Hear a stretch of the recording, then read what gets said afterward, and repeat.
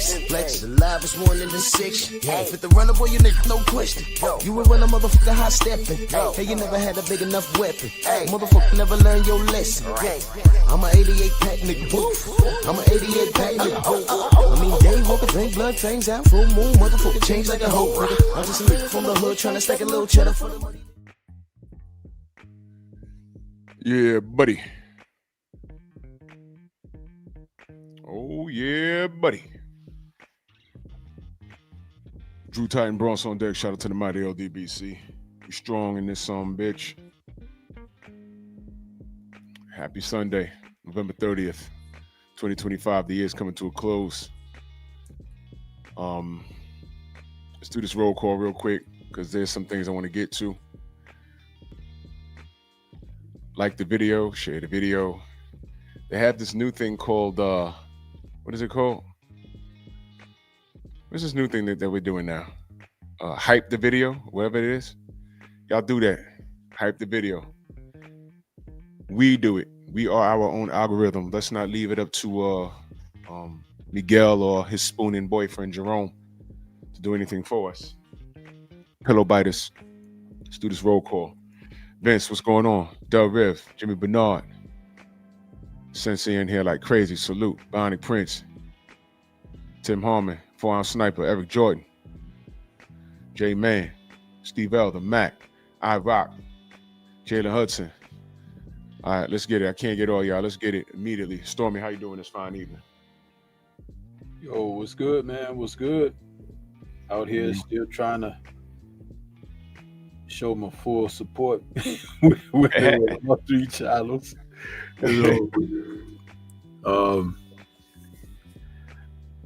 There is a God. Mm-hmm. He was merciful today. He let it stop snowing for a while. Yeah. And let it warm up a little bit so that fresh snow that fell after you done removed and everything, it kind of melted, and now the ground is. But dude, it's been snowing for the past 2 days. Damn. Well, it missed here in New York. Some got upstate, but it missed. Jeez Louise. And then I heard Michigan, they got the business too. So yeah. It wasn't playing. Yep. Wild stuff. Adrian Vance, salute. So y'all come on in, like and share the video, hype the video, whatever it is you do. Let's talk some boxing. Jeff Sparks, salute. Let's talk some boxing. I want to talk about this young man out the UK real quick, Ben Whittaker. Well, not real quick. Let me give my assessment. The international quiet storm. He said I barely got out of Chicago. We got hit with 13 inches of snow. Jeez. Man, salute quiet storm. Woof. It's no joke, brother. No joke. Wow. Crazy stuff. Ben Whittaker. Flashy young man out of the UK. He seems to check all the appearance boxes, and y'all know I gotta go here. Y'all know I gotta go here because this is what these young kids pay attention to. I noticed he walked to the ring with one of those British rappers. My goodness, that was awful. I don't know what the hell that was. That was awful. Bing bong, pop, pop, pop. I was like, what is this? What is this? I know I'm old, but what is this? What is this? I mean, goddamn. NBA D9, salute. Mr. Shelton, salute. I didn't know what the hell was going on, but what I did say was, with that intro, I hope this guy win. I hope he wins, because you don't want to come out like that and get, flatline. Well, he did win, but here's my question. And it was an outstanding knockout. He did what he was supposed to do against a guy who was supposed to do it too. Can I ask y'all a question? Who was that guy? Do y'all even remember his name? Because I don't, and I'm even going to bother to look it up. All right, case closed. I think I saw that dude delivering for Uber Eats a couple months back. Man, I'm not sure, but I thought I saw that dude in a Greek restaurant right here in the Bronx serving gyros. I don't know who that was, So shout out to Ben Whittaker for taking care of somebody that he was supposed to take care of. That's what you're supposed to do. That's what Mike Tyson did in 2 years. He fought like 40 times. Do y'all know that? Do I have to go on my Mike Tyson rant? Respectfully, just look up the box rec. Here's what you do. Look up the box rec from the time his first pro fight and count the fights in 24 months. He fought like 30 times. He was beating people he was supposed to beat. So, Ben Whittaker, I don't think you can get away with that type of journey nowadays. But that's, I don't even know who that guy was. I don't know his record. I didn't do no homework. I just watched and I said, man, okay. He's coming out with silver shorts and silver gloves, and he got the look. Look, he got the tattooed sleeves. He's a handsome lad. He has straight teeth. He's a light-skinned Negro, got the curly hair. He got all that going for himself. I don't care about none of that. Can he fight? Now, last night, you might say, yes. I'm saying I need to see more. Now, here's where I'm going to give props. I'm going to give props to Tony Bellew. And that was David Allen, right? Hey, Stormy, wait. Can we park on David Allen for a second? Park on his stomach? Please. What the fuck is that? Listen, that's a real heavyweight from the UK. Bro. Keg and all. Listen, that dude. A little six-pack. That was a keg. That was a keg, bro. And you know what? My thing about him is this. He's very intelligent. Yes. But he's also a realist. Like, he understands that he is not going to be like what they made AJ into, like a star and everything. Mm-hmm. But dude, he's definitely the type of guy that if you want to test to see what your fighter has, put him in against Dave Allen. Because Dave Allen is going to use a metal detector search to see if your guy got a ticker or not. Mm-hmm. That's what he is, seriously. And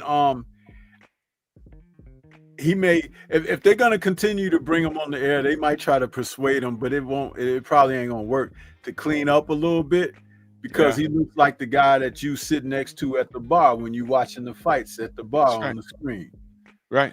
And he got a picture in front of him and not a chase. He's got a picture. For me, that's why they love him like that. Yeah. Because he's the average looking guy. And he can fight a little bit. Yeah. Oh, he can fight a little bit. He can fight a little bit. He ain't the top. That's why I like when he had won against Johnny Fisher and they, knocked him out and they was like calling for Wilder and all of that. I was like, hey, slow down, bro. Don't do that to him. What y'all doing? And don't do that. Well, let me say that. Do you know why they these guys, they have outstanding looking wins against God knows who, and all of a sudden they're ready for these top American fighters. But you know why they probably won't ask David Allen back? Besides his appearance, his stomach was literally hanging over his belt. That was crazy. I was like, this. Let me tell you this: it wasn't that much different in his last fight.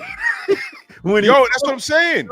You would not think that guy was a heavyweight contender. You would not think that. That guy's just big. But he can fight.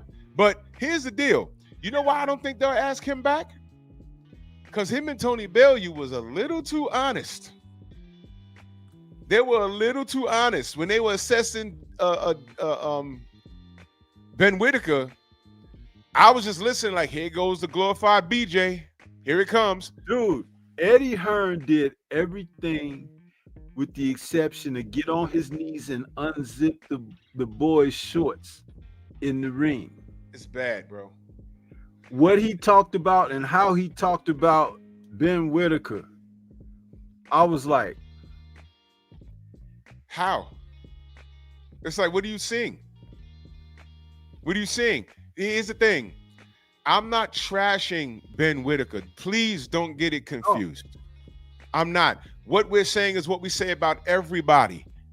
What we're saying about Ben Whittaker, look, watch this. UK crowd. Already give you guys props. Y'all support y'all people. That's great. But what you don't want this kid Ben turning into Mellow Yellow. Don't celebrate this kid if he hasn't done anything yet. And that's what David Allen said, and that's what Tony Bellew said. It said we haven't seen enough. David said, all right, he got this guy out of here, but I still can't make an assessment. I haven't seen enough rounds.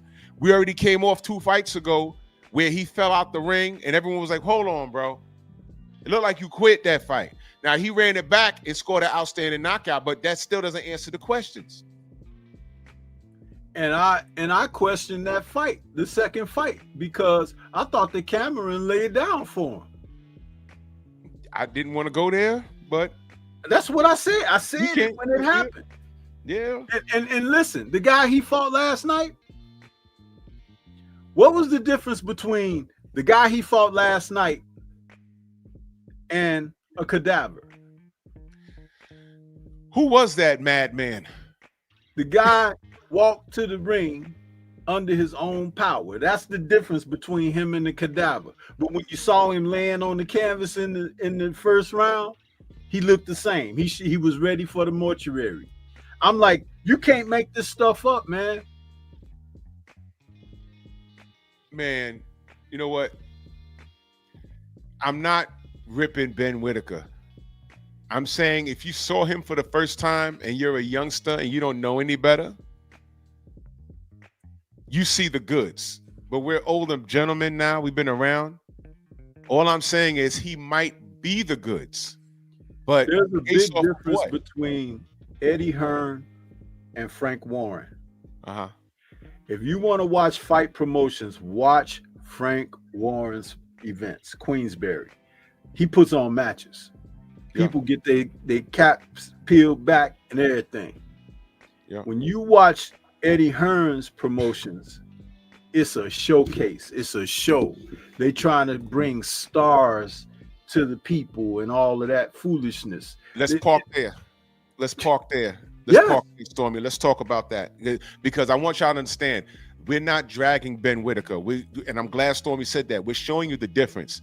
Do y'all ever wondered why Queensberry washed Matchroom in that 5 versus 5? You ever wondered why that happened? You ever wondered why? Let's get the bias out the way. Shout out to our brother Deontay Wilder, but he didn't belong in the ring at that time against Zhilei Zhang because he was ice cold. He was ice cold. He was ice cold. And I know it looked good on paper, and we know what Deontay could do. We know what Deontay could do when he's warm. But Stormy, how long was Deontay out of the ring before he got the Zhilei Zhang match? And I'm gonna point something out. Well over a year. Right. And then after he was injured and still took the fight. He was injured. He was out of the ring for a year. And then after that, fought Parker. Right? He was ice cold. Parker was busy. Zhilei Zhang was coming off I think he was coming off the Joe Joyce stoppage. Yep. These guys were heat. These guys were already hot.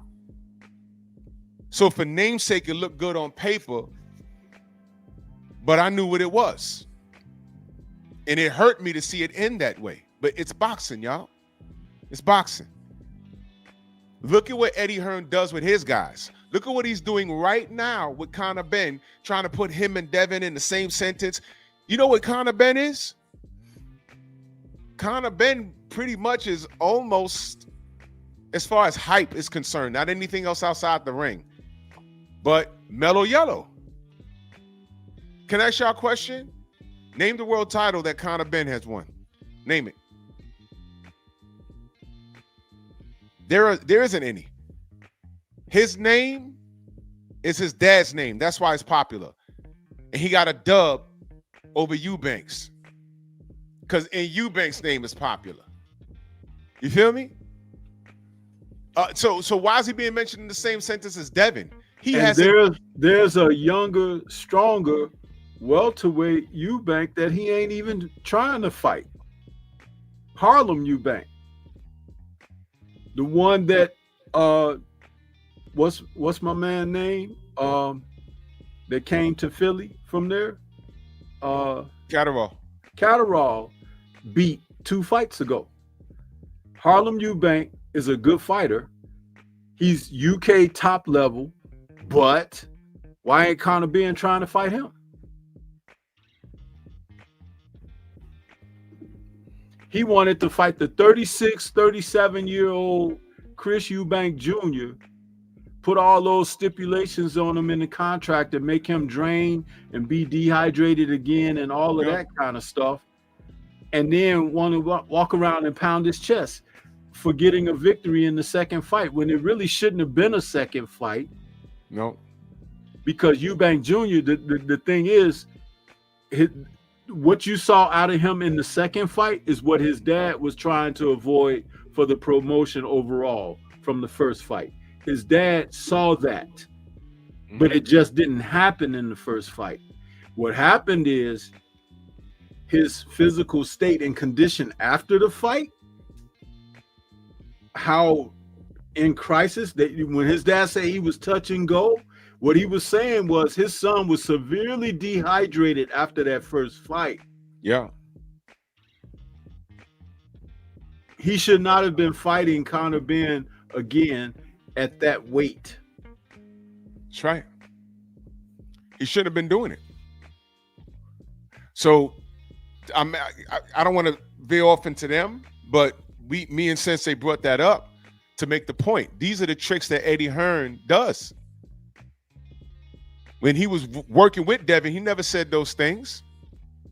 Think about what he used to say about Deontay, but when Deontay made himself available for the 5 vs. 5, how he was talking about Deontay leading up to that event. This guy's a slick talker, man. This is what he does. So we should all be asking as a collective, Conor Ben, what has he done? What has he done to deserve a Devin Haney fight? Nothing. He's a cheater. All right, he was kicked out of his country as far as fighting is concerned. He had to come over here and fight in Florida. He lost the Eubanks fight, got it back, but drained Eubanks. And now he talking? He shouldn't even deserve to be sitting in the front row. What are you talking about? But I brought that up to say this. Ben Whittaker is an Eddie Hearn product. Is this kid the goods? I'm telling you, I don't know. David Allen, and I'm very impressed with what Tony Bellew said. He said something very key, if y'all didn't hear it. I don't know if you heard it, Stormy, when he said he's good enough on a British level. Did you hear when he said something to that degree? Yeah. So he understands there's a difference. There's a difference. And for those of you that don't know, Stormy, what weight is Ben fighting at? His present last fight just a few weeks ago was at 154. 154. It is shark infested. It is shark infested. From 54, the kid looks like he has a big frame. He can go probably to 75. It is shark infested. It's not easy work. When you got a kid like this market here.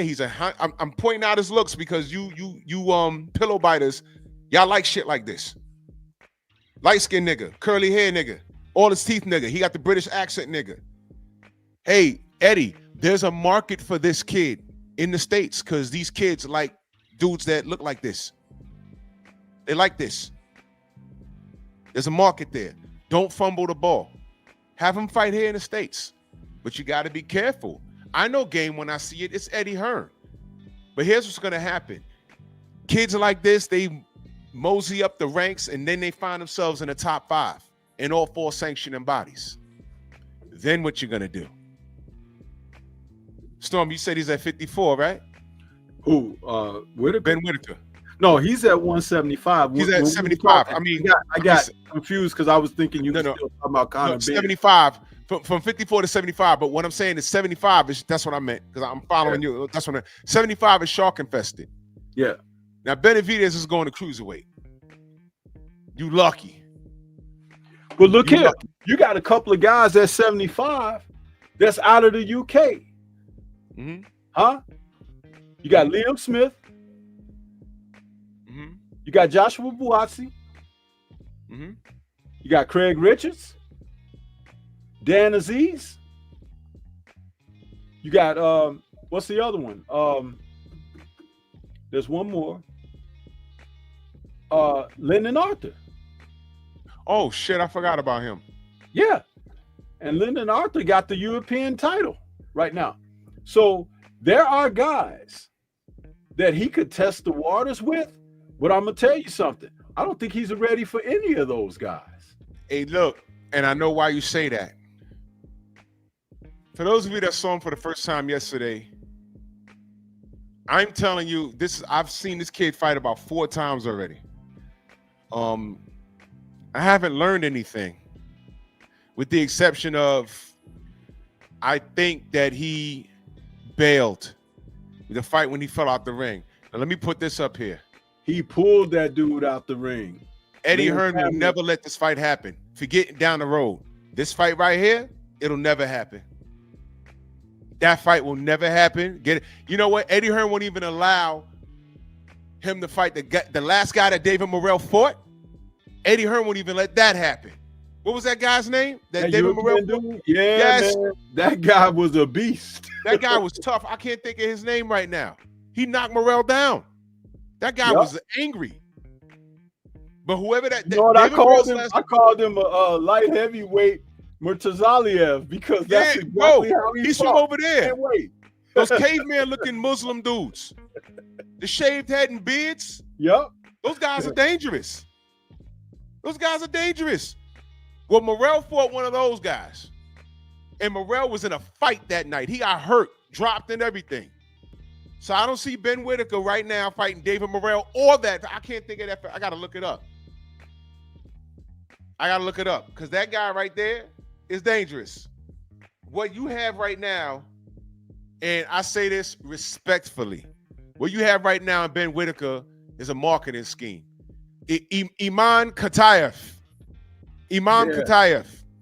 He's one of those Russian Muslims. And they're calling for a rematch for Morrell because Morrell really didn't win that fight. You know? I don't like that for Morrell. Not right now. He needs to get with Ronnie Shields and work on some things. Because that dude kept coming, bro. He kept coming. He did not stop. Oh, yeah, there's that. Thank you, Mr. Shelton. Stormy, I forgot about that. Yeah, but it's what they do. It's what they do. They let these guys, they let who they want to let fight. Yeah. Do you guys remember a guy by the name of what is that dude's name? Oscar Valdez. Yeah. Yeah. Oscar Valdez. Yeah. Do you remember that cat? I mean, he was so-called tied up in a defense of his title, popped dirty before the fight. Yeah. And they said, oh, we're going to still let the fight go through. So not only did he get a chance to still make the money, defend the title, but after the fight, that following week, he had a statue dedication ceremony for him in his hometown. What the hell is all of that bullshit? Bullshit. That's what it is. So, see, you notice how I just ran that information off? That's not a lie. But where are the other people who so-called know boxing? Where are they to back me up on it because it's factual information? They don't talk about it, Stormy. No, they don't talk about it. And that's why when it was just mentioned that this guy, you know, he popped dirty and they still let him fight Morrell and everything, I'm like, this is why. Because y'all don't stand for what you're supposed to stand for. Mm-hmm. I can say it till I'm blue in the face and dead in the ground. But you're going to look at me like I had that Snoop Dogg meme from Baby Boy looking at the screen all mean mugging and everything. Mm-hmm. Y'all look at me like that. But then when your favorite fighter go in there and get his ass whooped by a guy that cheats or something like that, then y'all, oh man, oh, hold the presses and all of this. Man, get out of here with that. Watch how many Conor Benn fans pop up in America when he gets a little more vocal about fighting Devin Haney. When he gets a little more vocal about how bad, quote unquote, Devin is. Watch how many fans pop up and say, well, Devin's ducking Conor Benn. Well, see, that's the funny thing. he will say those things like what you just said, but he ain't interested in fighting Devin. You know why? They were sitting ringside. He ain't jump up in the ring. No. They were sitting ringside when Devin put them beams on Brian Norman Jr. And all of them, when they saw that, they had to change their underwear, regardless of anybody what they say after they saw that, because they didn't see that coming. They really did. You know what they said, Stormy? Because they tell the truth. They said they went with the he's boring narrative as to say, why would we do that? We in a high impact, high action fighting. We won't do that. They didn't say, oh my God, he ain't gonna let us do. Conor will beat him. Yeah, exactly. He didn't say, oh, Conor will beat him easy. He didn't say that. He didn't say that. He said, oh, he's boring. Same thing Teofimo said. Oh, why would I have that? Why would I take that Devin Haney fight? So what? I never made $1 million and Turkey's offering me $11 million. Why would I take that fight? He's boring. And then Oscar co-signing, sniffing coke, and pulling a armchair out of his asshole. Why? I agree with Teofimo Lopez. Why would you take that fight? Why would you take that fight? Yeah, $11 million, and you're not going to take it because what? Someone's boring? Go get your money. All of you sound silly.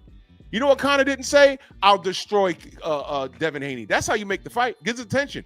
But you calling them boring, that's an insult. So, I'm going to be boring over here and get all this Riyadh season money, and you're going to do what exactly at 47? But if you make some real waves and I'm still around, you ain't going to do nothing but be my bitch. Because when you're forced to fight me, when you're my mandatory in some sanctioning body and I have a belt, you're going to have to fight me. Because if you say then, I'm going to stand on it, you're too boring for me to fight, everyone's going to look at you. Everyone's going to look at you. But getting back, we're making a statement because it's really about Eddie Hearn. And this is an Eddie Hearn fighter. I heard what he said about him. He says everything correct when it comes to his fighters. And this isn't a shot at Ben Whittaker. But what I am saying is, they gave what's his name? His trainer right there, props. I'm having a brain fart right now. Stormy, who's that right there? That his trainer. Oh, that's Andy Lee. Andy Lee. Giving Andy Lee. They said, oh, Andy Lee recognizes talent when he sees it. Okay, well, okay, fine. How talented is this kid? I already saw something when he fell out that ring. He pulled old boy out that ring, bro. He pulled his ass right out that ring, and I watched it. I said, oh. He sure did. He backed into the ropes. He actually looked around first and then pulled him over the top rope. Over the top rope. Over the top rope. And I'm going to tell you something else. On Instagram,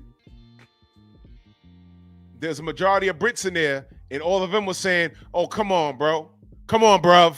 Listen, he lost a lot of people when he did that. He did. Yes, over there in his home country. But this is the funny thing. After they tumbled out of the ring on the side of the apron, they didn't hit the floor or anything. They fell right outside the ring, outside the ropes on the apron. Liam got up, walked over to his own corner. This dude hammed it up like his ankle was hurt or something. And he couldn't continue to fight. So they ruled it a no contest or whatever, right? So, but he was never seen with a walking boot or anything after that. No doctors follow up or this or that. And then Cameron, when they fought the rematch, I felt like he laid down. There it is. Yeah. Pulled him right over the rope.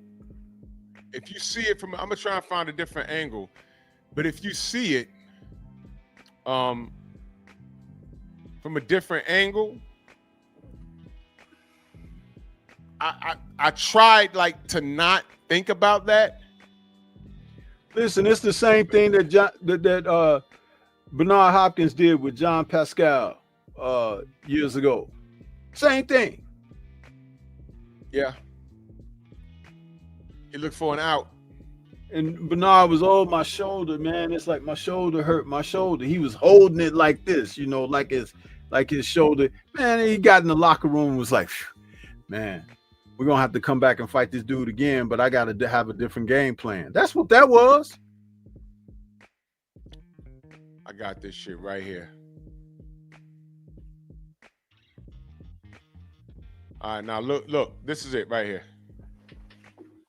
Fair use. I'm talking over it. Give me a break here. And this dude was roughing him up, y'all. He wasn't in there playing and taunting like he normally does. Come on, bro. Why ain't he just let him go? Look, nothing happened. Nothing happened, bro. How do you hurt his ankle, bro? How do you come on. How do you hurt his ankle? Where did he hurt his ankle at? His pride was hurt. Where did he hurt his ankle at?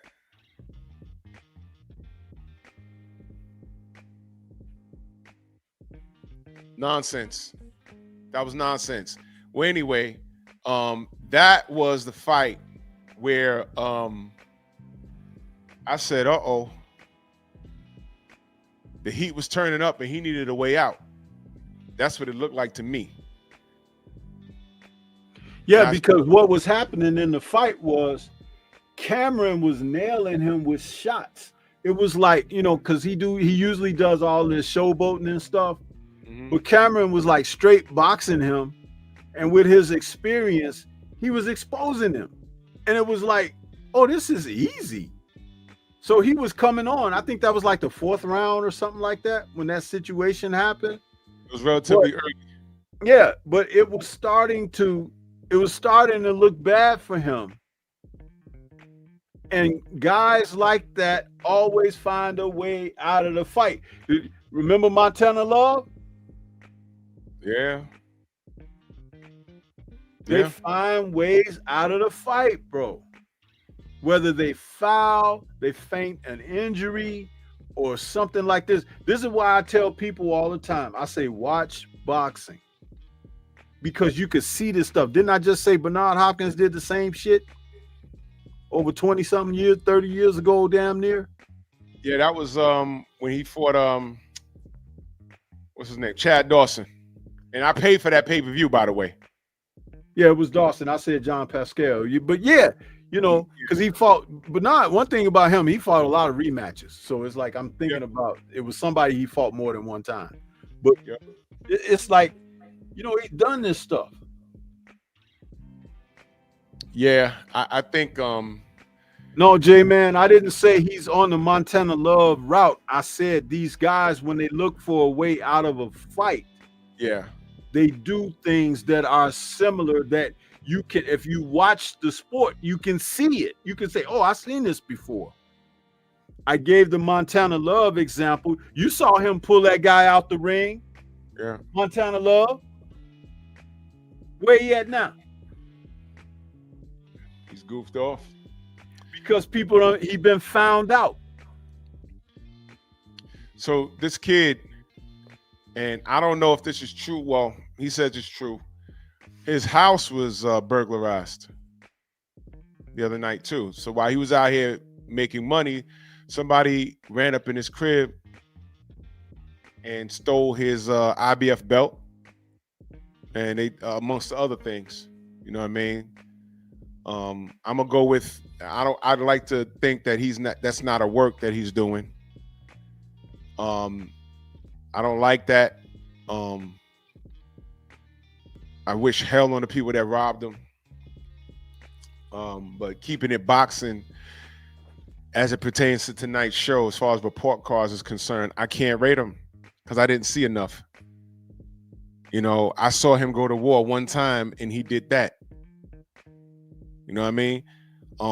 You could taunt and everything else and look nice in that ring, but I'll give you an example. The fuck was that? Why did my screen go out like that? The fuck was that? That is bugged out. My screen. You saw that, Stormy? I couldn't see nothing. My screen had went out for no damn reason. ATL, salute, good brother. Good to see you. They messing with us so much, man. It ain't no telling what. Yeah, that was bad. What the fuck was that? My screen went out for nothing. My monitor. Well, anyway,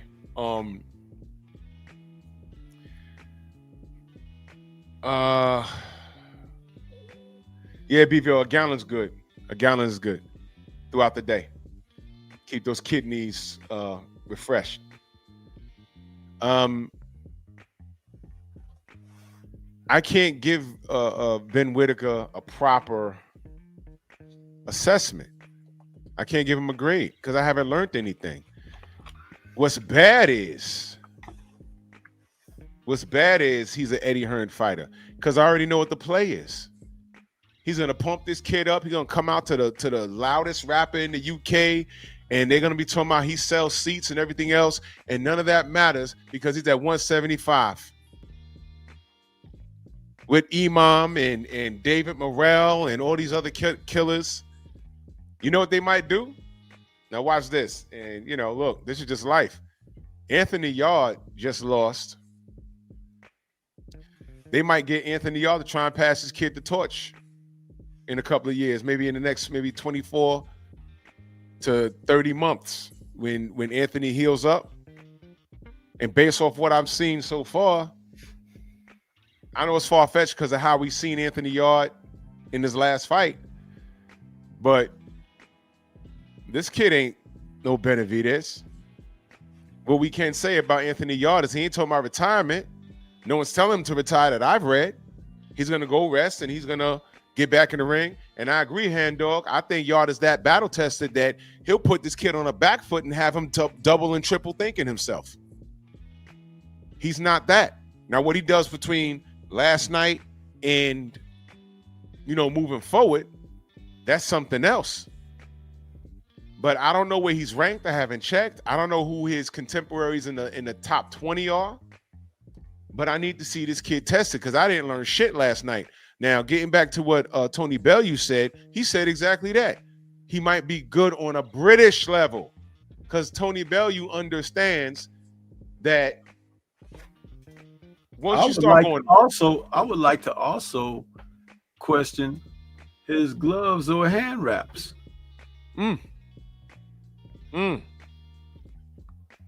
Because when he hit that guy, that last shot, and the guy went down to the canvas, he had a big cut that opened up over his left eye. And I'm like, yeah. Okay, that wasn't like, he ain't no devastating. I keep telling people, devastating punchers, when they hit people, they go. They sleep and they, he caught the guy with a clean, sharp punch and he went down, but I'm looking at the damage. I'm looking at, it's like, dude, if you watched a lot of boxing, you just know the difference in like the injuries that fighters sustain or whatever. It's not real brutal. You know what I mean? Unless it's over several rounds. That's the first round.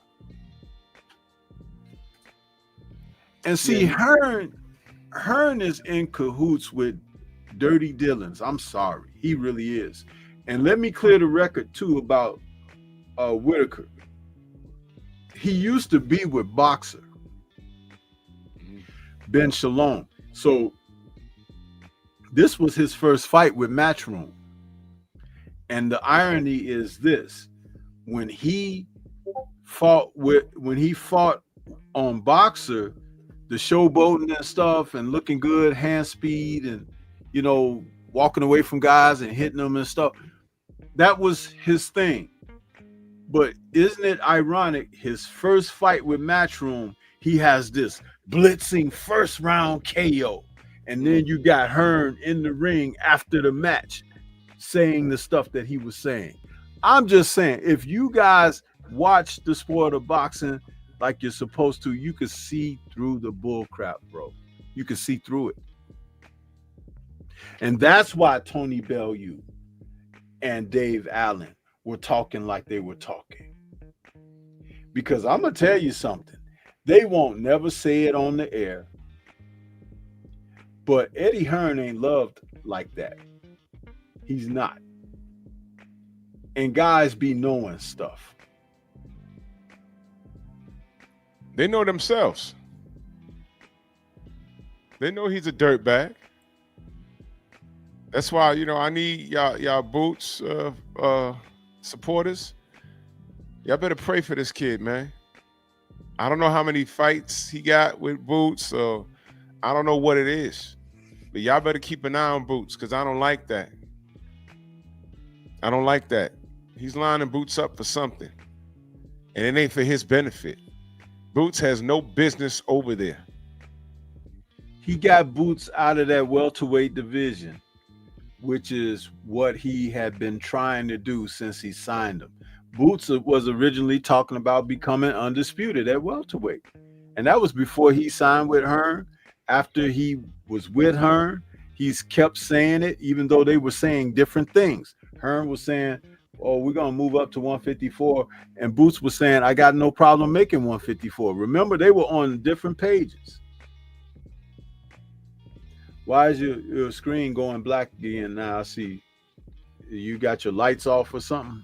Yeah, I was pulling something up. This is what you're talking about right here, Stormy. I need y'all to listen. You know, this Stanionis fight, this is a good one. You know what I'm saying? It's definitely, you know, coming for the unification. He has the WBA. I know you mentioned in the past that being undisputed was something that, you know, was meaningful to you. Do you still feel like that? Is that still a goal of yours to try to collect all the belts at 147? I mean, that's I'm here. That's what I'm here to do. You know, I'm locked in right now on Stanionis, and you know, once I win these belts, you know, on next Saturday, I become WBA champ and Ring Magazine champ and IBF champ. You know, unified lineal champ of the world. You know, we'll see what's next to that. But right now, I'm locked in on him. I ain't worried about nobody else. I'm zoned in on him, and I'm ready to give everybody, you know, what they've been asking for. You know, this Stanionis fight, this.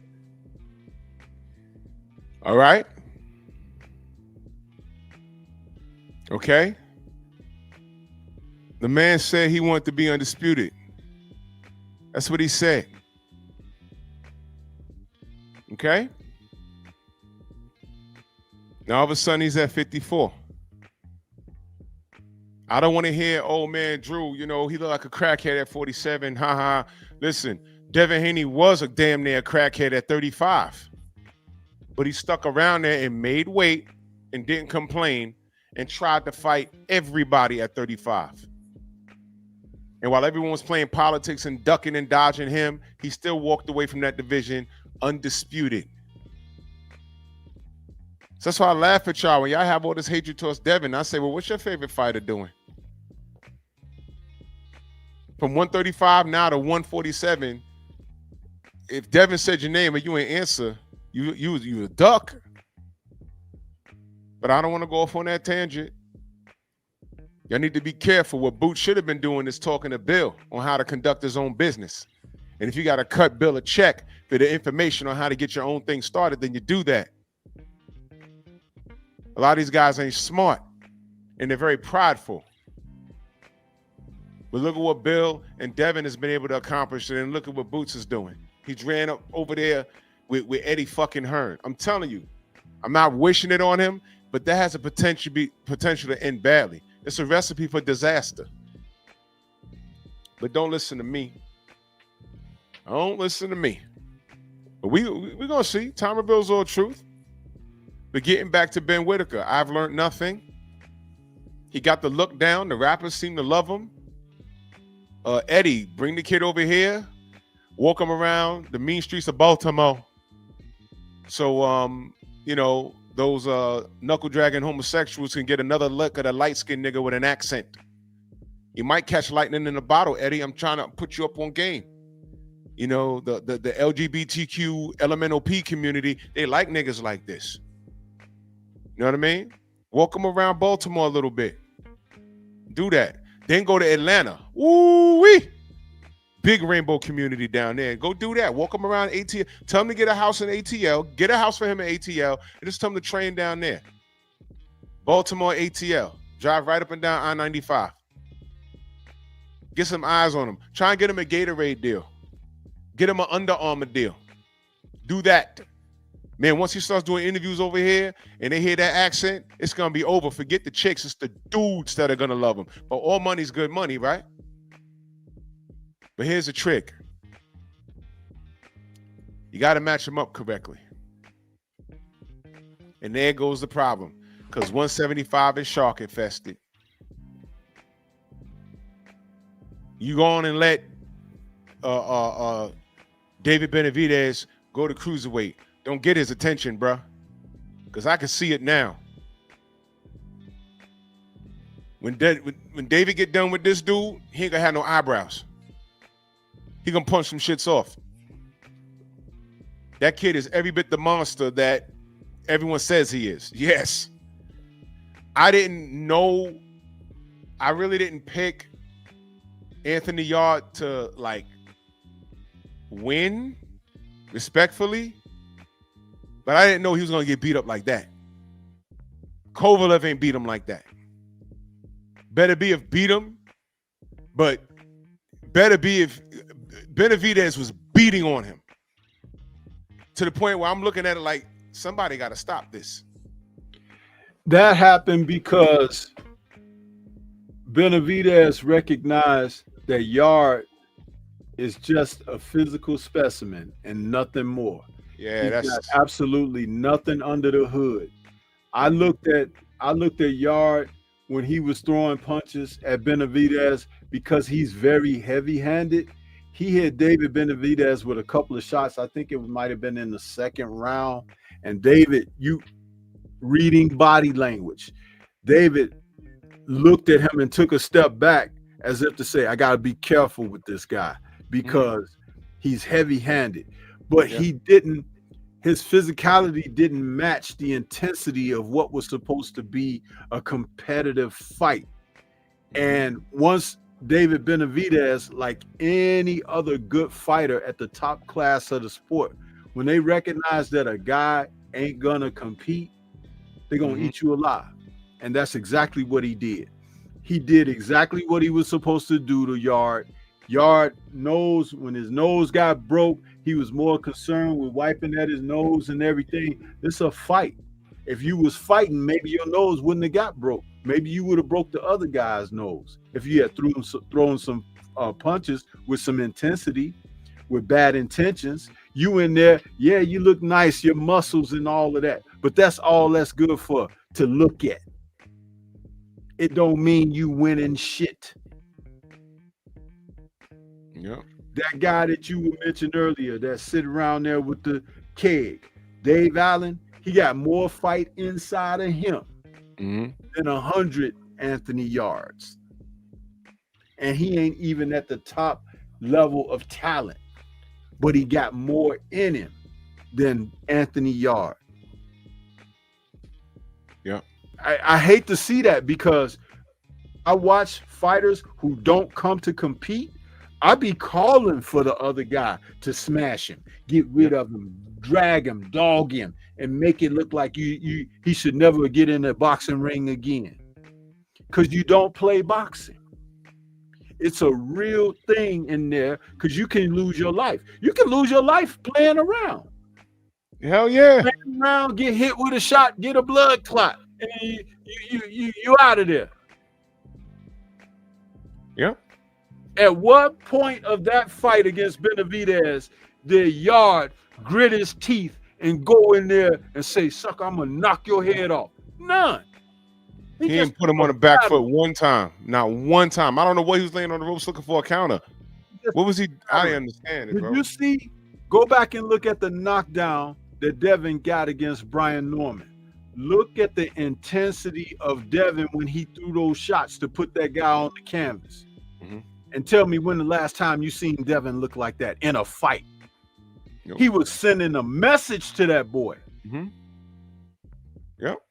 And it shocked the fuck out of Brian Norman because he didn't know he had it in him. Teeth and everything. I said, look at Devin. It was like, yeah. But see, that's the same guy that put Rigaru on the canvas twice.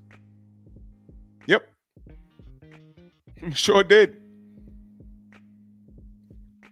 And Brian respected him when he got up off that floor because after being told this kid can't hurt you, Devin said, remember you said that. Second round. And when did Brian come back to go all out to try to make something happen? Never. He couldn't because he had to be careful. And that's what people don't realize. He had to be careful. Okay, I still got my pop. I got my legs back. But I got to be careful throwing against this guy. Because that left hook hurt and he didn't want to eat that again. Yeah. You know, so I mean, look, man. That's Look, why I man. said, you know, I talked about this in one of my lives recently. I said, these guys better be lucky that Devin got the dad he got and everything. But I think I see a transition. I think something is changing with Devin. And see, it may be, this goes back to when he was training for Ramirez a few months back, when Shane Mosley was a part of his camp. And they were saying that they see things that he's doing in the training that reminds them of Sugar Ray Leonard. Do you remember me telling you about Sugar Ray Leonard? That Sugar Ray Leonard always had a point in a fight where he would test the other guy's heart. Every fight, he would grit his teeth and go after a guy and throw a volley of shots just to check. It's like a heat check to see if you there with him or not. And a lot of times guys faltered. I think Devin is starting to move into that category of doing that. Because when I saw it against Norman, that's what I thought about. It reminded me of Ray Leonard. Because see, he's not cutting that strength anymore or whatever. He's a welterweight. That's right. Now he will mature and probably go a little higher than that, but he is a welterweight. And he gonna hurt people when he's in there with him. Y'all said he was too big, like right? All you want to, but that young man, he's 27 now. Man strength is in the building, and he's not cutting it anymore. Man, he looked so great at that weight that they were saying it looked photoshopped. Exactly. So they did video. I said, no, man. I said, yo, y'all told him to go up. Now he don't went up. He went to 140. He said he was too big. Fight, he talked about it. He said when he did a couple interviews, he said, now I can bring what my trainers and coaches see me doing in the gym, I can do it in the fight because I haven't cut the weight. I haven't cut my strength. So I'm coming in strong. My punch resistance is better. My punching power is better. I told people don't understand what weight is, man. When you're cutting weight, do y'all understand that also it doesn't make the brain fluid as thick when you're cutting weight? But when you come in more natural, but you're still in shape and athletic, sugar-free, salute, Queen. Y'all got a problem now. Y'all said 35, he was too big. He went to 40. He's still too big. Now he's at 47 and destroyed the guy that y'all said was supposed to kill him. And guess what? I don't even think all the man strength has come in yet. I don't think it's there yet. Y'all got a problem. It's not that it hasn't come in yet. It's there because he's 27. He's not cutting it away anymore. Okay. He's not cutting it away. See, when he was still trying to make 135 and 140, he was leaving something off the table. Right. That's why people, when they talk about, oh, I can't unsee the left hook that Ryan was hitting him with. Well, guess what? He was the one that depleted himself to make the fight with Ryan. Ryan never depleted himself. Ryan never depleted himself. No one understands that. He never depleted himself. And so when Devin got hit with Ryan's shot, even though it was a PED field shot, he got rocked and everything because he cut weight to make that weight. Ryan didn't cut shit. Ryan just showed up. When you saw him in there with Norman, who's supposed to be a better puncher than Ryan, right? Right. Norman hit Devin with some shots. Where did Devin go? Nowhere. He hit him at the end of the first round. Where did he wobble?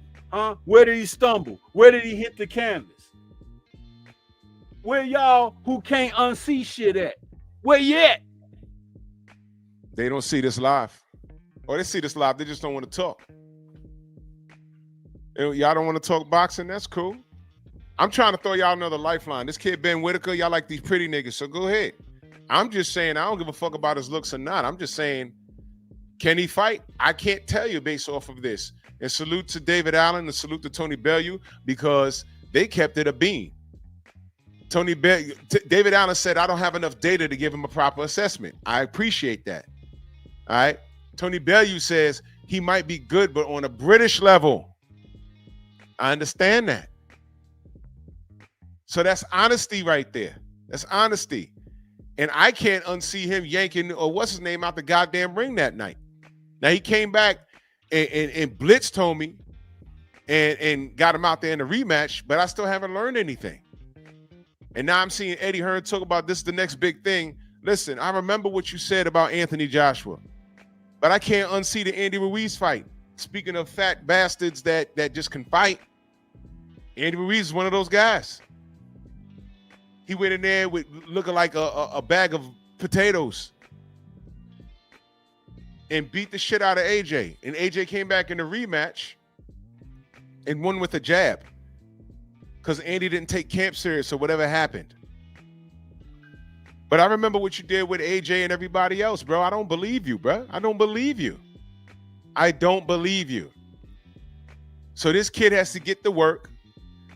Only him and his trainer understand, Andy Lee, they understand his limitations. You won't see it. So they're going to match this kid properly, but he's going to turn around and be in the top 5. And there's 4 sanctioning bodies. All these British titles and shit, that don't mean anything to me. And I say that respectfully. When you start coming over here or you start fighting American talent and you're still in there taunting, looking like Emmanuel Augustus. Emmanuel Augustus was a fighter. He'll taunt and everything else, but if you put him in the blender, and he'll fight you. Is he like that? I don't know. I don't know. But right now, as it stands right now, we just got a handsome lad who seems to be a marketing scheme courtesy of Eddie Hearn. And I'm not trying to disrespect the kid. I'm just saying I need to see more. I don't fall in love with the market. Yeah, he looks like this. He's from here. He does this and he talks like this. I don't care. Show me the work. Show me the work. Y'all be treating these boxers like how, you have the job interview. You check all the boxes. You're like, this is a slam dunk. I'm gonna get this. You go in there, you slam on the interview. You're like, man, this is good. And then who goes in there to talk to the potential boss? Little Miss Thicky, the 5'5" chick with a small waist and wide hips and big old butt with a GED, and you got a master's and whatever. You're clearly the better candidate, but the phone call you get is, I'm sorry, we chose to go in the other direction. And she leave the boss open office wiping her mouth with mousse in her hair that wasn't there when she went in. You know what happened? That's how y'all treating these fighters. He looked like this. He talked like that. I don't care about that. Show me the work. Yo, man, why you like Devin Haney? I'm looking at the work. Why you like Deontay Wilder? I see the work. Why do you hate Fury? I've seen his work. I know what's going on. Why are you hating on Ben Whittaker? Because I know that's coming. No, because I haven't seen enough of the work. Show me the work. When he cracks the top 5, and he's looking at a David Morrell or an Imam, and he's like, yo, give me the smoke.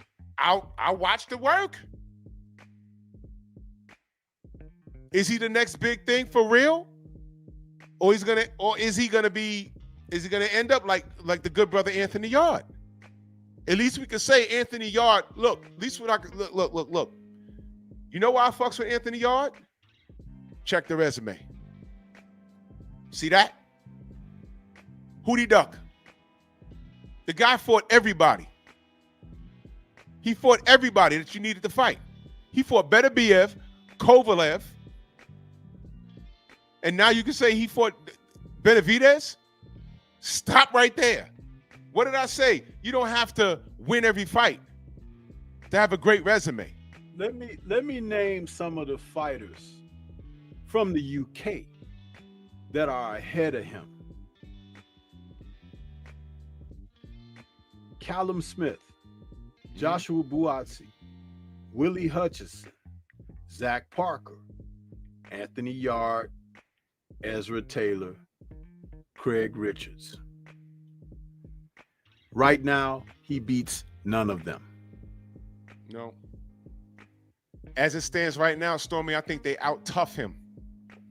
They're not as flashy, But they'll put him in that triangle that you're talking about, and they'll pull a Sugar Ray Leonard. Let me see if you're here with me. Let me see if you're here. And if he grabs one more person by the back of their head and try and fall out the ring, you know what it is already. Basically, what I'm telling y'all is I don't really trust this kid just yet. Based off of that last shit that he did, yanking him outside the ring, I don't trust this kid just yet. He has to show me. I'm not saying he's trash. I'm saying I don't trust him yet. I need to see more. Fair enough? And that's Ben Whittaker. I haven't learned anything. But we'll see. I have my eye on him. So now, do y'all want to talk about Manny Pacquiao's illegitimate son? Because the champion in that family is Jinky. She's the real MVP. Everybody put Jinky in the chat. You want to know why? This kid who just took his father's last name fairly recently, that's not Jinky's son. That's Manny Pacquiao's son. Y'all saw my video. Where's all y'all that like to dig in people's personal lives talking about this guy's a rapist and this guy is a deadbeat and this guy beats women? Manny Pacquiao, the super Christian, rapping all the Pactards, talking about this guy's a Christian and everything else. This boy was conceived in the 2002, 2003 or something. He was already with Jinky X amount of years. He got the side chick pregnant and she kept the baby. He done went to court and everything, saying it's not my child. Man, you skeeted in the pop, bro. You skeeted in the pop off. He got 2 last names. And he just acknowledged that's his son fairly recently. That happened. This is all real shit. Now, whether he acknowledged him because he started fighting or not, I don't know. But he fought last night. And some of you saw the fights. I saw highlights of it. I know Rachel called me. I didn't see it till this morning. I was asleep. But everybody I've read, I saw highlights. I didn't watch the fight. I need to watch the fight in its entirety. But I saw highlights, and everybody in the comment section is saying that this boy really lost. The dude he fought is a white kid. His last name begins with an L or something. And no.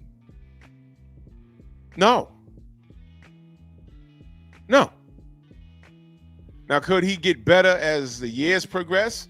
Probably. But geez Louise, man. So I guess we could. Did you watch the fight, Stormy, or you saw highlights of this?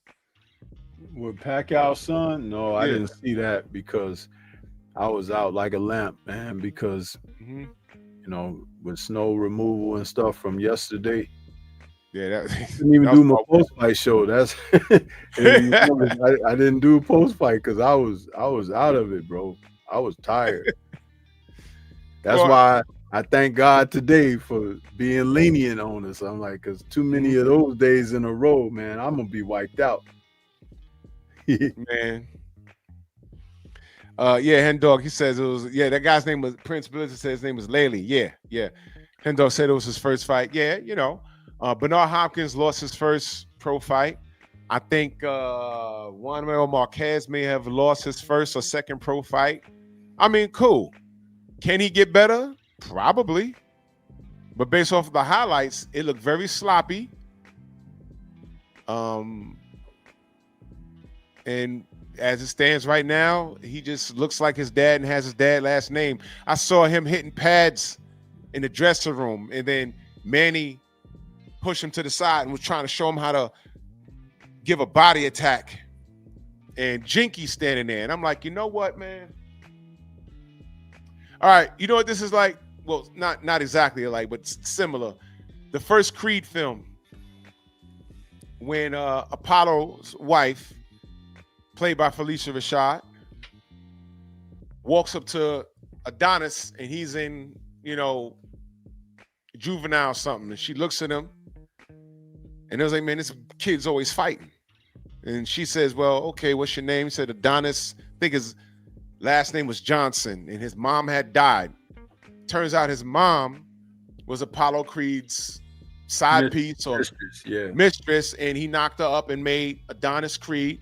The mom died. He was in the system, and she went and got him out the system because it wasn't the baby's fault. And, you know, it's like it's a part of her husband, and she raised him. So I'm watching Jinky look at Manny be a father all of a sudden to this boy that's been around. Now, this boy has half siblings that grew up around Manny, grew up in a life of luxury. This kid grew up with his mama, and like she had a job, but they weren't rich. I think his mother was like a stewardess, a flight attendant or something. And he didn't acknowledge his existence or him as his son until fairly recently. But he knew he was there. Now he starts to fight, and it's like, okay, I got your back now. So whatever. But I'm watching Jinky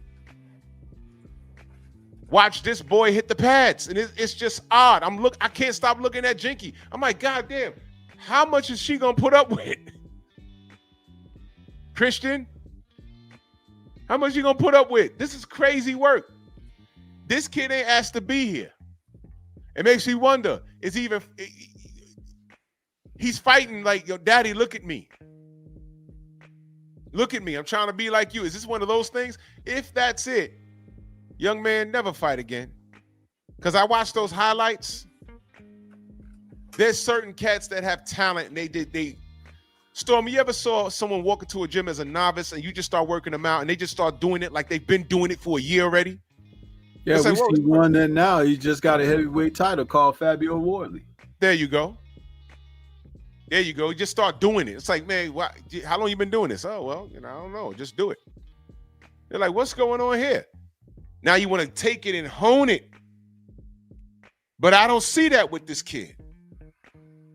And speaking of Wardley, he is actually that like the UK version of Deontay Wilder, because Wilder was having the success he was having with little, amateur background and everything, but a little bit more than what Fabio had.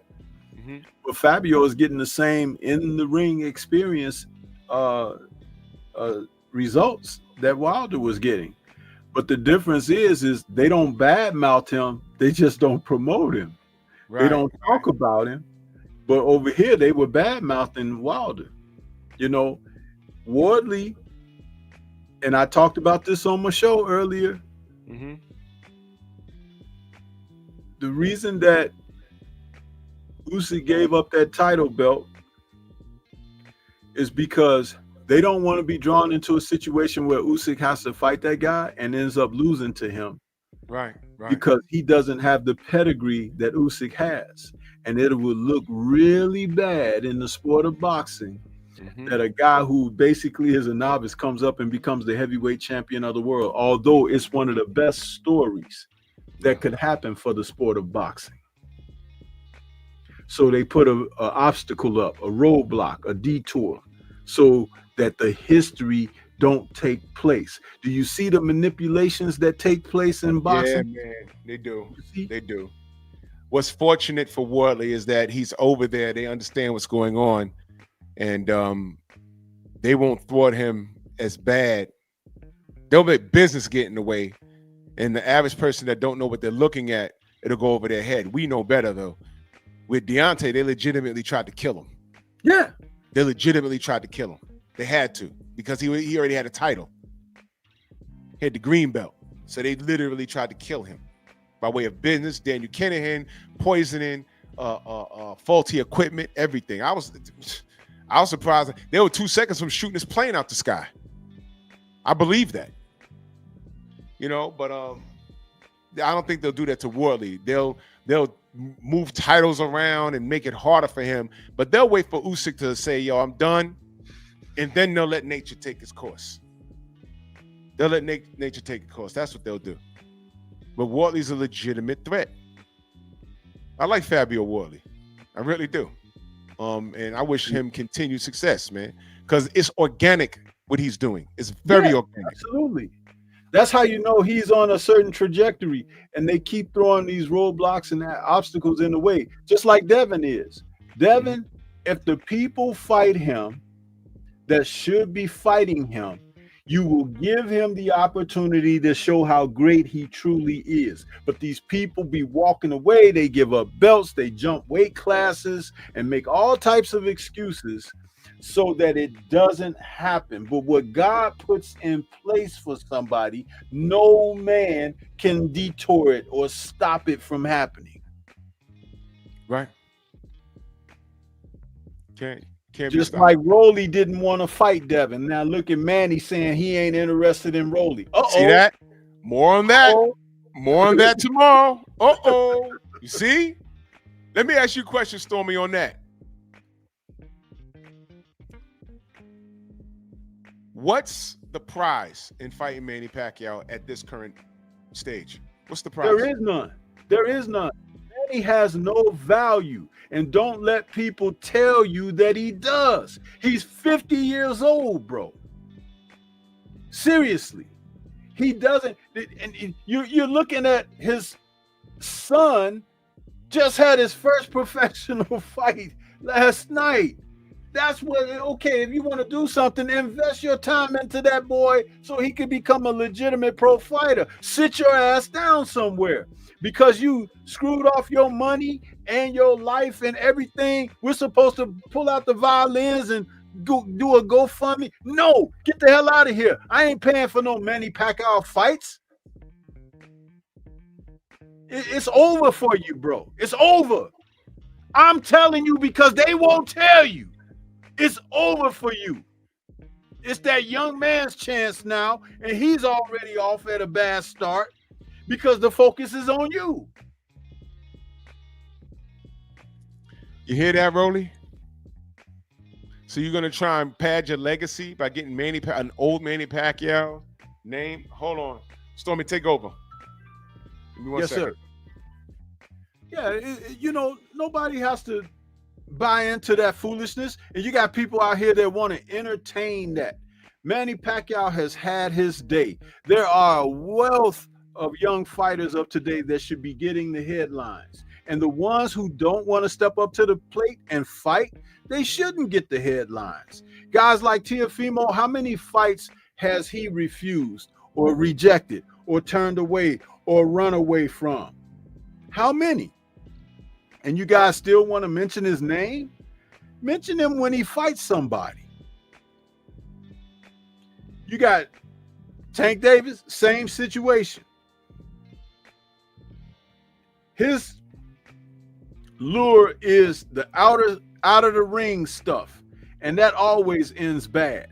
Out of the ring stuff, you be in trouble. Them folks with those orange jumpsuits and the metal bracelets that they put on you and behind those bars, that'll be where you'll be, huh?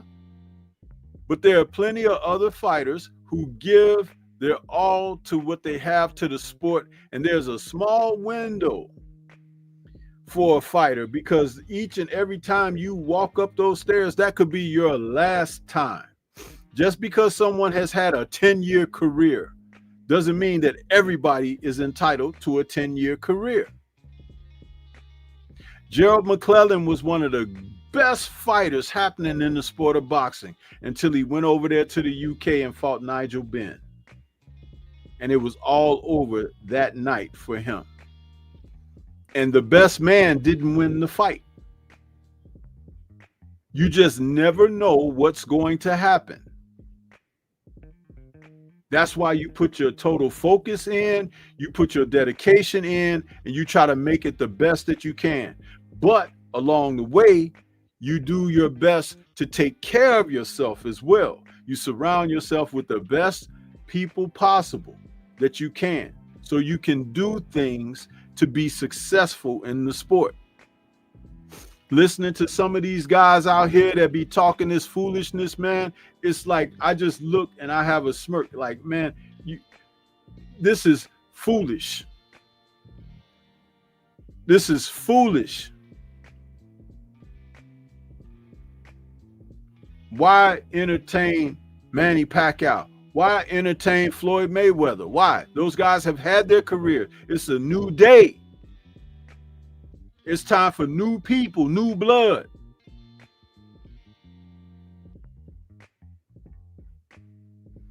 And the guys of today, they're not interested in carrying the baton. Then you skip over them and find someone who will carry the baton, aka the Abdullah Masons. Huh? You got guys out there like Abbas Baru, people they don't know him, but he's a good fighter. But you mention Xander Zayas, but you don't mention him.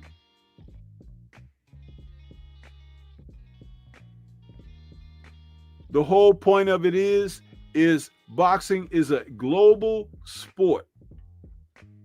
A global sport. There's somebody banging on a bag right now in the gym that you ain't never heard of, that you may find out in 2026, and you'd be like, damn, where this guy come from?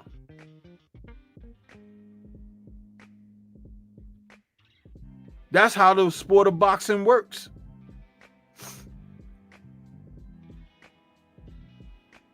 It's like drafting a blue chipper out of the NFL draft. He comes in and he's your rookie of the year. You never knew he was going to have the stats and everything, the performance that he had.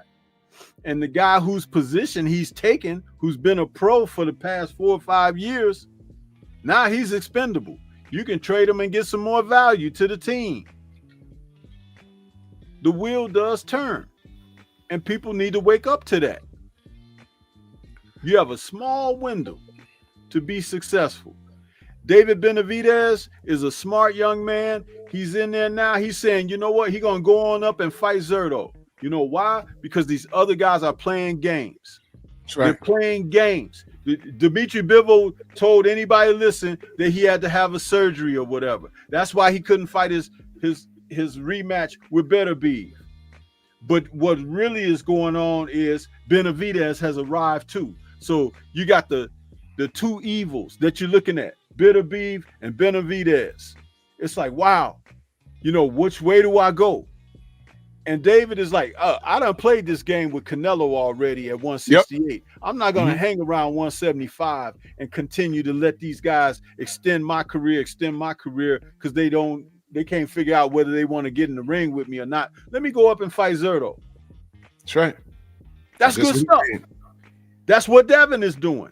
Devin is minding his own business now. There you go. He's got his own focus, and he's going to go out there and do what he has to do. He ain't interested. Bill ain't interested in what y'all talking about or making suggestions for him. Because y'all not placing the same demands on other people. Thank you. These guys always talking about, hey man, why does my guy got to fight everybody? Don't worry about that. Your guy, Devin, tried to fight your guy already. Your guy ain't ready. He moved on. He done did 135. He done did 140, doing 147, and now you clowns talking about going to 54. And when he goes to 54 and start whooping ass, I don't want to. I'm gonna say I don't want to hear it, but I'm always gonna hear it because y'all a bunch of clowns. Salute to Real Baltimore Smoke and Talk Podcast. Real Baltimore. He said, "What's up, y'all? Sorry I'm late to the party, Drew. What we doing? We talking boxing, good brother. Go subscribe to my brother. So that's my whole family down there. Smoke and Talk Podcast. Salute. Their reaction channel. My fam. Salute. Yo, the game is really not as complicated as you may make it out to be, as people try and make it out to be. It's okay to have favorites, but it's a problem when you don't, when you're not honest in your approach. They go Rachel. Rachel, the sun's up. Rachel was good. She's in Thailand right now. She's in Thailand. Yep. I know camp is going crazy. I want to talk to you guys before Nonito crushes his opponent. He crushed the enemy. She in Thailand right now. Crush the enemy. Crush the enemy. He then driven before you and hear the lamentation of the women. Hashtag Conan. Yes, sir. Yeah. Oh, word. My guy. As soon as you go live, I'm going to go bless your chat. Monetized again. Stormy, this is one of my fam that was having the same issues that we were having. When I told you that it's not only boxing channels, it's channels that happen to be ran by black people. Yeah, right there. You see? He had to go through another person had to go through his content and remove certain things. They're not telling you what to remove. Yup. She says, yup. Hey, how was the J Mules fight? Who's better, Pacquiao or Iman? G Mule.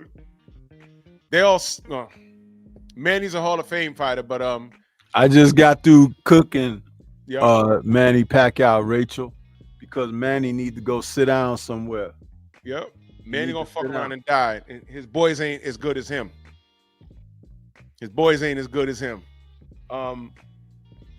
Elijah Pierce was supposed to be on that card, Stormy. Yeah. I texted him and I told him to bust homie's ass. And he texted me back. He said his fight got canceled. So when I asked him, what happened, is he okay? He didn't text me back. It was kind of late though, but I'll talk to him. He's over there with Sean Gibbons, and hopefully, everyone's doing right by my little bro. You know what I mean? Thomas says someone didn't make weight. That's what it was. Who? I don't know what happened. I want my brother to get that that I have Anui. never seen in all my years of watching boxing so many fighters miss weight. It is such an unprofessional thing. But over these past couple of years, there have been more fighters than I can remember from a previous generation missing weight. But it speaks to the notion of all the cheating that's going on in the sport. The cheating has everything to do with whether people are looking for a competitive edge, where they're looking for assistance to support them with psychological and mental strength, whether it's physical strength, whether it's an enhancement for the fact that they're not fast enough, strong enough, agile enough, all of these things. And at the end of the day, they don't work hard. They don't. And so you see guys and they show up. Like some people think that being able to flex and show muscularity, that's it. Oh, he's looking good in the gym. That's not what's looking good in the gym. Because if you're not doing the road work, if you're not getting your rest, if you're not eating properly, if you're not mentally sharp and focused and everything like that, listening to your coaches and trainers and things of that nature, guess what? You're not looking good in the gym. And Drew, how many times have you heard me say that when the ill performances happen in the ring on fight night, they were happening in the gym before they even got there? Yep. How many times have I said that? All the time. We're creatures of habit. And what you do in the ring is a direct reflection of what you've been doing in the gym. You understand? Watch this. At the old job, I had a combination lock. I had it for about a decade, a master lock. Stormy, do you know I can't tell you the numbers on that master lock until I touch the lock and start turning it? It's a weird thing. I literally could put it on 0 and turn it and open it without looking at it. It's a habit. I can't tell you until I look at I forgot it. But the lock is in my truck right now, but I grab it and I said, let me see. And and it opened. I had to look at it and say, oh, we're creatures of habit. We're creatures of habit. What you do in the gym, 100% is going to be what you do in that ring. And that's why trainers are essential. Because sometimes you have to deprogram what you do. That's right, Snoop, muscle memory. You have to deprogram what you do, because what you normally do might get your head knocked off in the next upcoming fight. Do you remember the Rocky 2? When Mickey had to tie Rocky's arm to his side so he could throw his other hand? He said, Rock, we got to break that habit. So he tied his arm up. I mean, this is real shit that they used to do. You understand? We have to deprogram you. Yeah, I've done that with guys in the gym too. You know those hand wraps that you could use, that the real long ones? Yeah. Yeah, we used to tie the guy arm down and make him fight and spar and work the bag and everything with one arm. You know, switch it up sometimes. If you're a southpaw, we make sure that you're using the orthodox. If you're orthodox, we make sure you're using the southpaw. Switch it up so that, guess what? The time may come in a fight where you can't use your good hand or whatever, or what you may perceive to be your good hand.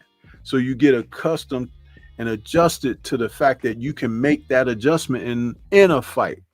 Didn't we see that what's his name against Christian and Billy do that?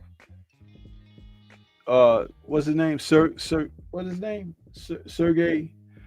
Because he had the bad arm in the fight against Billy. Oh yeah. What is that guy's name? He still went the distance with him, right? And he was fighting, and dude couldn't get him out of there. You can tell that he had been trained to use the other hand when you lose a hand.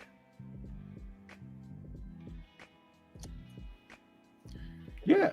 This is a testament to the genius of Bill Haney. And I'm not gonna let y'all off the hook, I promise you. Devin said, my dad doesn't get enough credit as a coach. You heard the names that Devin's been working with? Every time he goes into camp, it's someone's there that you didn't realize was there. Shane Mosley was there. Mickey Bay is there. Whatever the Dervinchenko, yeah. Whatever the opponent is, I want you to understand something. They watch film, and then they figure out what Devin may need to do. And then they get to work.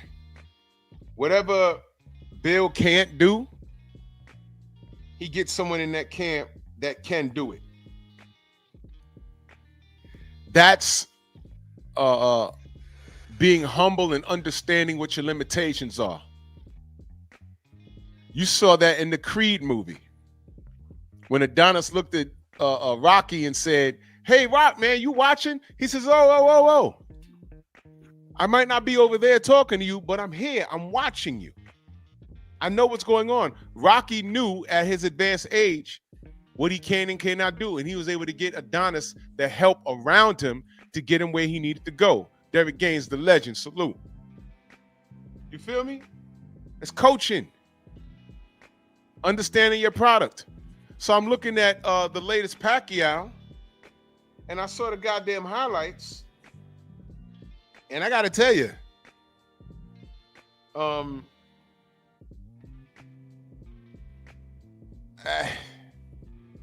right, it's his first fight, and it's a draw.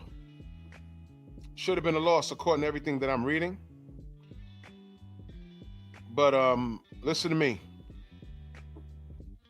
Before that young man get hurt, he need to go sit his ass down somewhere.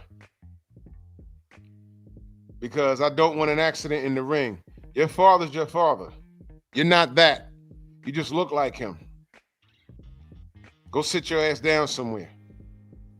It's like some of these guys got kids, and the kids trying to be like their dads, and it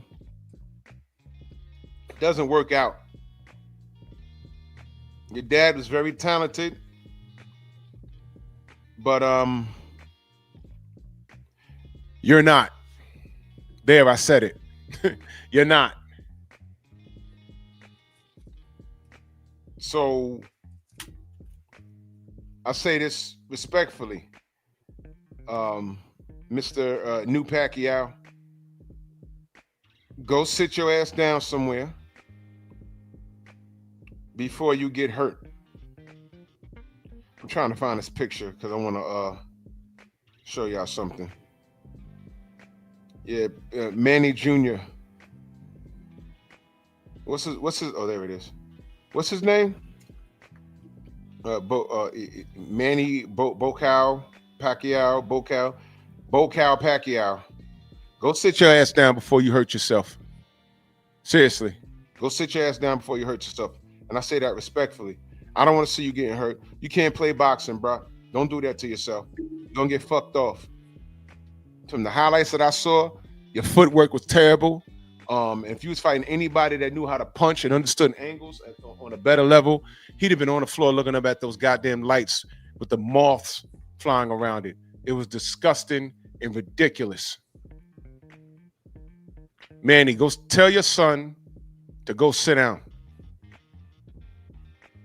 Because I don't want to be doing an LDBC Strong talking about, yeah, he's in a coma now. Prayers up. He's trying to do that to please you. Because you ain't claim him all this time. He fought Sergey Derevyanchenko, Stormy, right? You talking about yeah, talking about him, Billy, yeah. I got this picture. I met Sergey Derevyanchenko. That's us. We did a stare down. We're fighting on the moon in 2028. So y'all get y'all tickets now. All right, me versus Sergey Derevyanchenko. No catch weight. He's coming up to 220. So get your tickets. I'm taking bets. Send them all. Send them to my Cash App. Send them to my Cash App. And now, I'm gonna tell you something about the prejudices of boxing. Mm-hmm. He's a fighter that has been denied also. He is good enough that he should have been a world champion. Mm-hmm. And they messed around and they put him in situations where he was either supposed to get rubbed out by somebody or, stopped or whatever. And he just kept winning, But they really tried to do a number on him. And it all began with the split decision loss to Danny Jacobs. That split decision loss to Danny Jacobs, he should have got that. Then he actually beat Gennady Golovkin, and they called it a unanimous decision for Golovkin. That was bull snitsky, bro. Yeah. That was crazy. Those scorecards were 115 to 112 on two judges and 114 to 113. He won that fight. He legitimately lost to Jamal Charlo because Charlo's jab, he couldn't deal with that jab. That was when Charlo was really good. And then he lost a majority decision to Carlos Adames. Man, you cannot tell me this guy, he should have been a world champion, bro. And the Munguia fight, come on. Forget about it. That was the fight that had me calling Munguia the living bubblehead doll because he was just hitting his head and then Munguia's head was snapping back. You know what I mean? He was beating him. I mean, come on, man. But this guy, a lot better than his record. A lot better. Way better.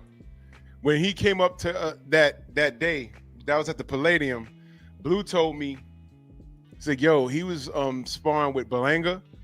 He said Derevyanchenko was beating the shit out of Berlanga in sparring. That dude Derevyanchenko could fight, man. He could fight. Yes, he did. He could fight, man. This is why I say, I don't say what I say trying to be funny or for comedy relief. I put it straight to the point, man. It's very unfortunate, but I don't know if it's because he took up the roots of being here in America, fighting out of Brooklyn and everything. I don't know if it's that. Maybe he hasn't shown the love for his country like the others have. I don't know. I'm just saying there's something strange that as good a fighter as he is, he was he lost a lot of stolen decisions. Yeah, And he did. that's usually when they got an agenda against you Yeah. for whatever reason. And we may never know the truth, but I bet you he would appreciate my saying what I said because I can see. You know what I mean? I don't see what everybody else see. I see the real shit. And that man is a real fighter, and he should have been a world titleist. Should have been. Let me ask y'all before we get out of here. All right. Me versus Joe Joyce. Who y'all got? Nigga making me laugh and shit. I'm trying not to laugh in this pick. Who y'all got? Me versus Joe Joyce. Just put Drew or the Juggernaut. Drew versus Juggernaut. And I'll try and make that fight happen.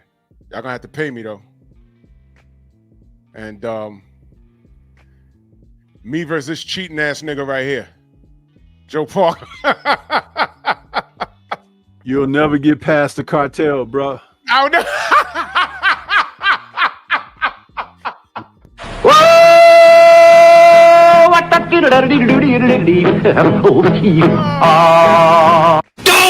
Oh my God. Yep. I'll never get past the cartel. They will take me out. It'll be Take over. your ass out. Yo. Oh my gosh, man. Let me get to Scott. Salute, Scott. In that super chat, salute. He says nobody over here. Europe rates with really.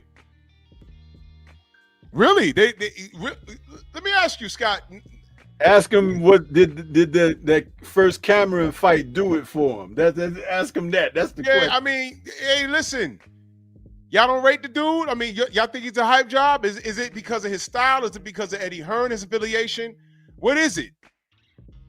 That's why I was saying earlier, Eddie Hearn, if you're going to keep marketing boots in Philly, take this kid and line him up in Philadelphia and beat on some punching bags and do all that taunting so you can capture the hearts of the less knowledgeable idiot American fans and get him a fan base over here.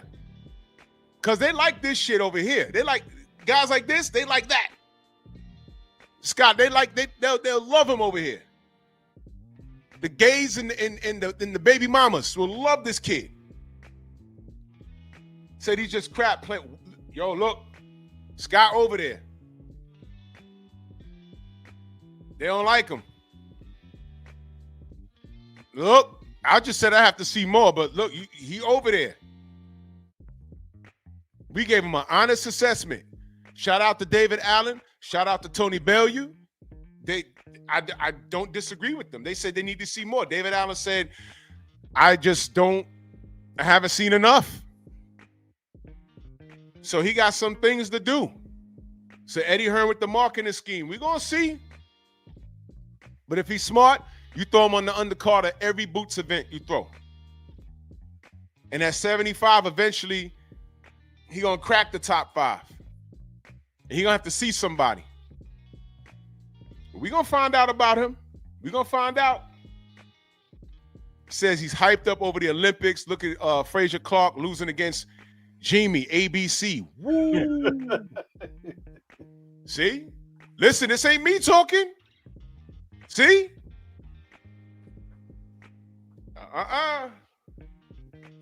We're going to see. I'm going to give him a chance. We're going to find out, but we ain't going to talk y'all to death. We're going to get out of here. I'll see y'all in the AM. What we got for nerds tomorrow, Stormy? Popeye. Great film. One of Robin Williams' greatest performances. Yeah. Love that. What year that came out? 80 what? 1980. 1980. I saw that in the movies. Yeah. I saw that in the movies. It was damn good, man. Let them know they can find you, good brother. Everybody can find me right here on YouTube. Stormy B-Man is the channel. That's Stormy B-Man in all caps, but of course, no cap. Yes, sir. I'll be back tomorrow. A lot of interest in news if y'all been paying attention to our networks. And boxing ain't dead. It's just that a lot of people ain't paying attention. And that's all good. Salute to everybody in the Venmo, the Zelle, the Cash App, the Super Chat. Appreciate y'all. The Queens of the Ring are on. Let's head over there. Neek J, Boxiana. Let's see what the Queens are talking about. Let's go support. Salute to you, Miguel. No!